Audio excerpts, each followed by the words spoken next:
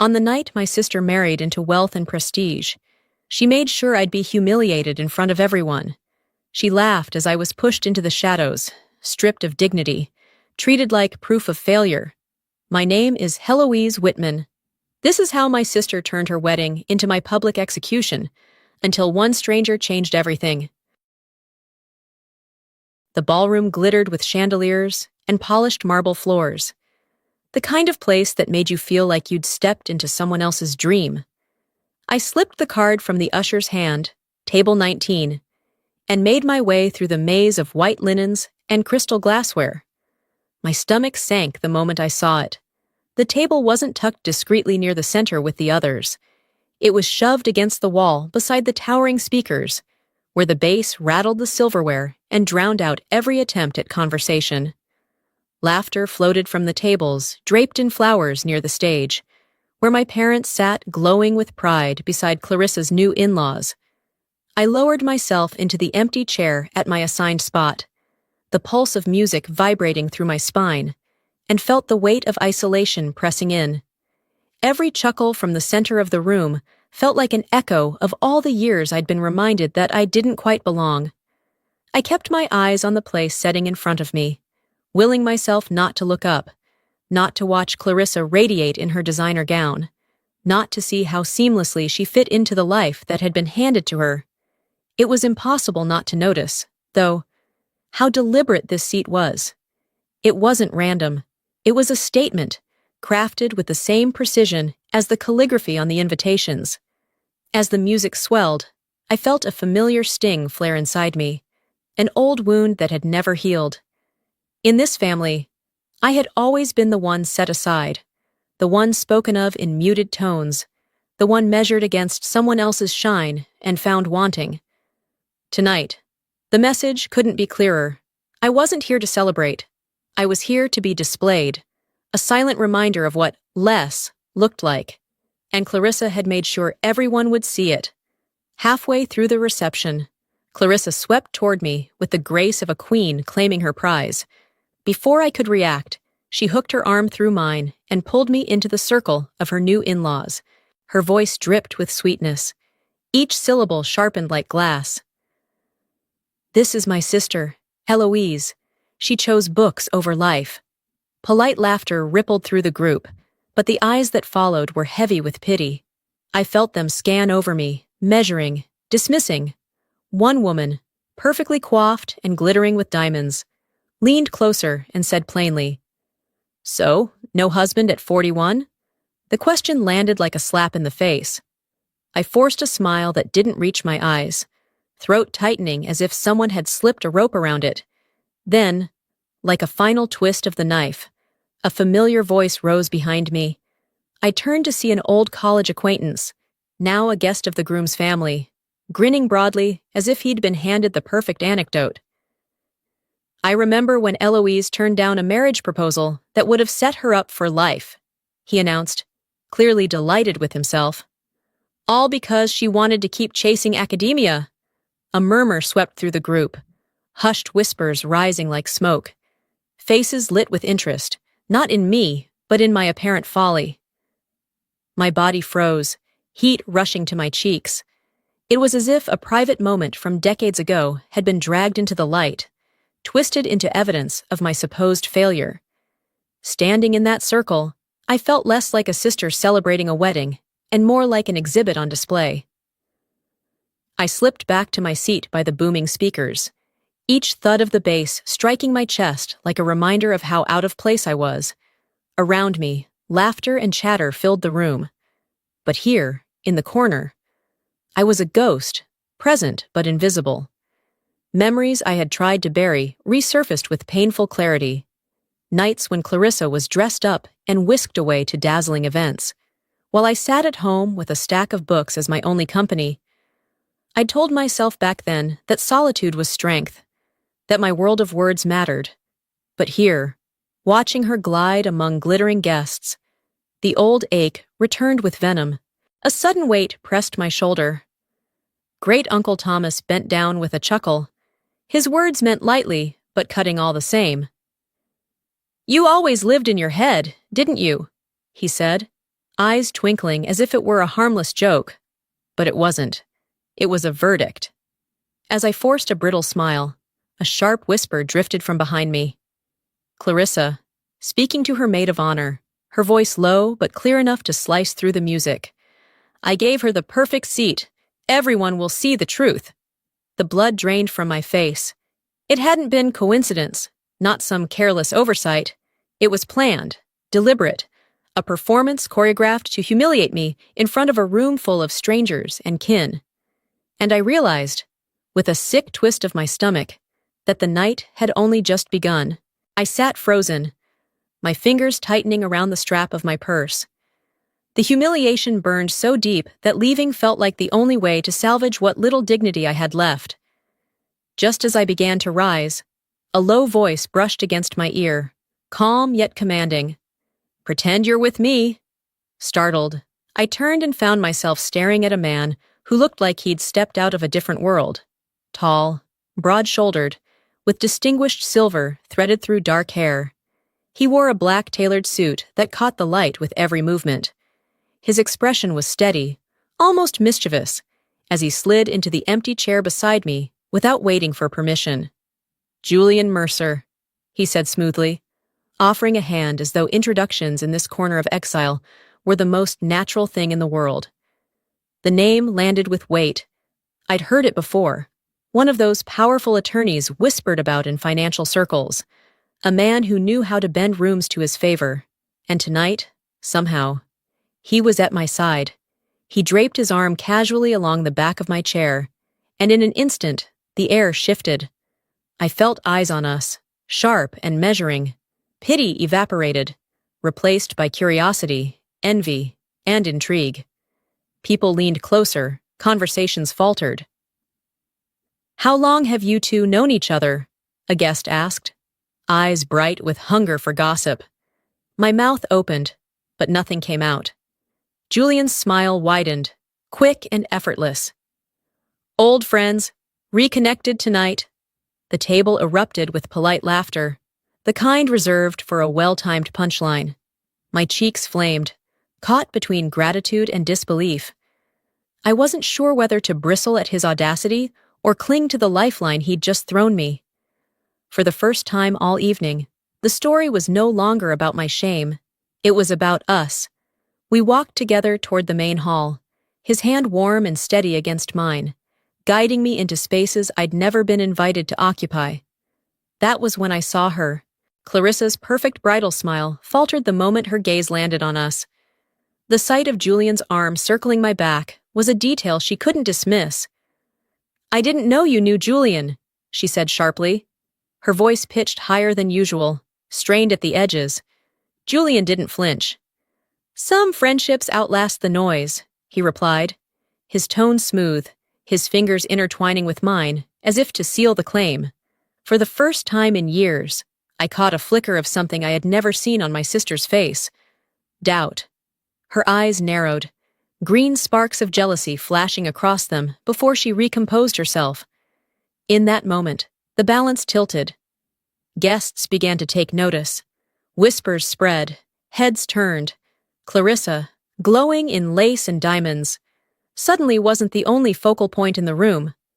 Several of Graham's relatives drifted toward us, smiling warmly, asking me questions, nodding appreciatively when Julian praised my research with an authority that sounded utterly genuine. Then came the shift I couldn't ignore. Margaret, Graham's mother, studied me with new eyes. The condescension she'd worn earlier dissolved, replaced by something startling: respect. She reached for my hand, speaking softly about my work, about how admirable it was to follow conviction rather than convenience. Out of the corner of my eye, Clarissa's lips tightened. I didn't miss the way she leaned toward her maid of honor moments later, whispering furiously, her gaze never leaving me. Her composure was cracking. Clarissa had orchestrated this night to spotlight my supposed failures. Instead, the spotlight had swung to me, and she was powerless to drag it back. The music softened into a slow jazz number, the kind that coaxed couples out to the floor. Julian turned to me, his hand extended, his voice calm but firm. "Dance with me." For a moment I hesitated, but he didn't wait. His fingers wrapped around mine, steady and insistent, and he led me into the center of the room under the gaze of hundreds of eyes. The rhythm was unhurried, elegant, yet my heart raced as if it might burst through my chest. From the corner of my eye, I caught Clarissa watching.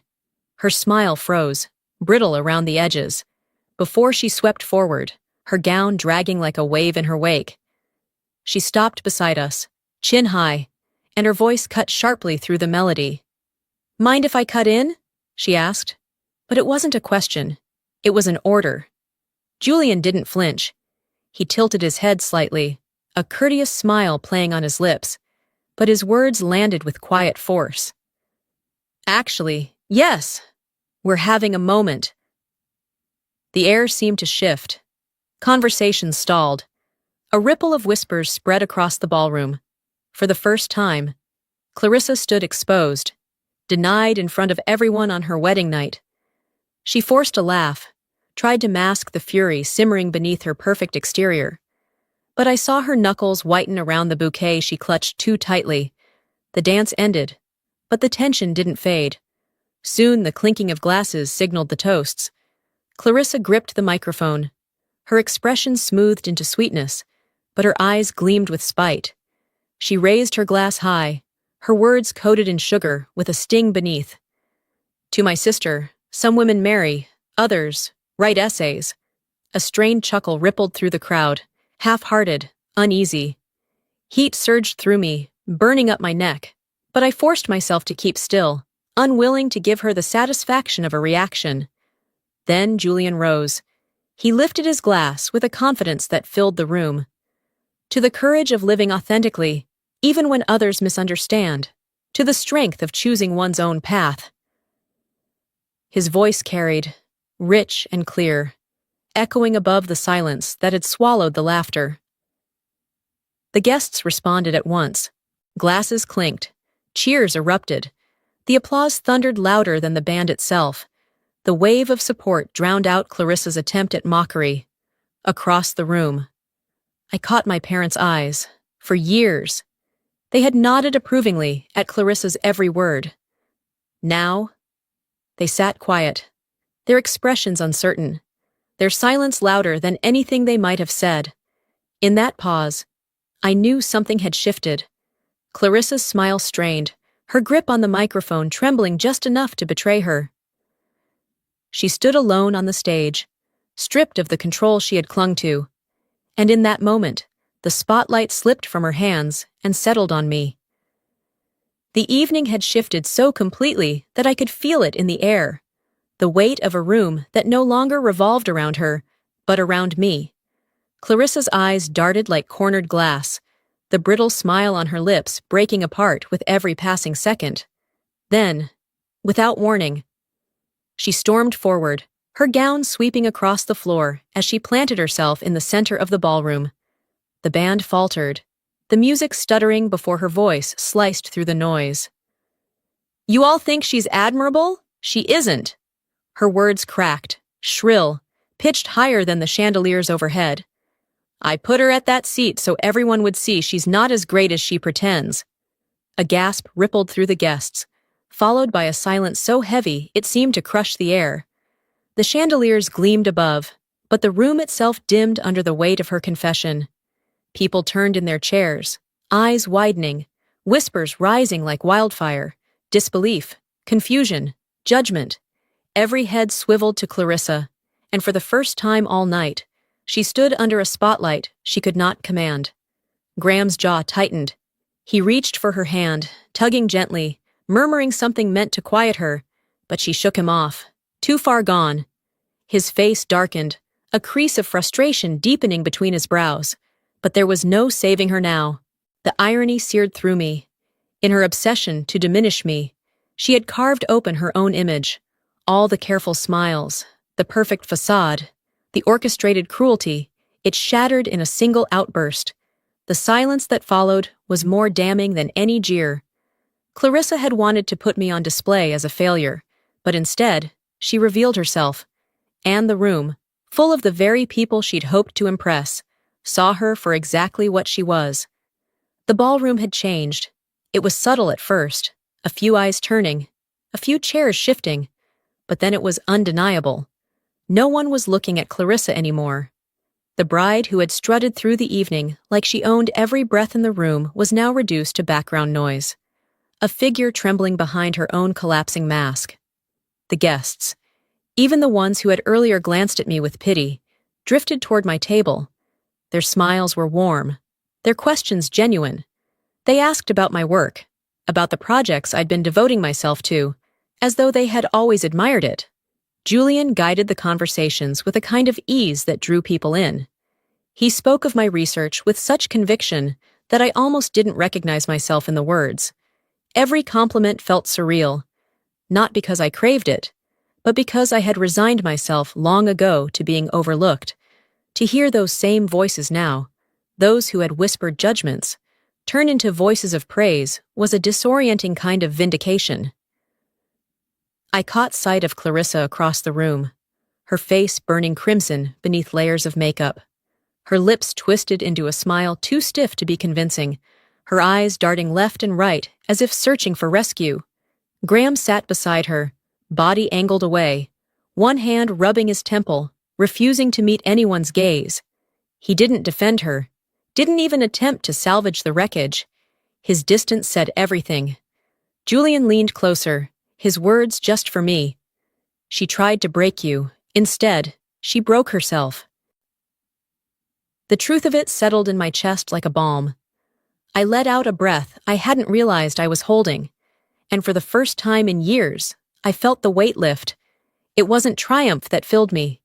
It was freedom, the sudden, overwhelming release of no longer needing to fight for space in a family that had never willingly given it. Then came a moment I never could have predicted. My father approached. His steps were measured, hesitant, as though he carried the weight of decades in every movement.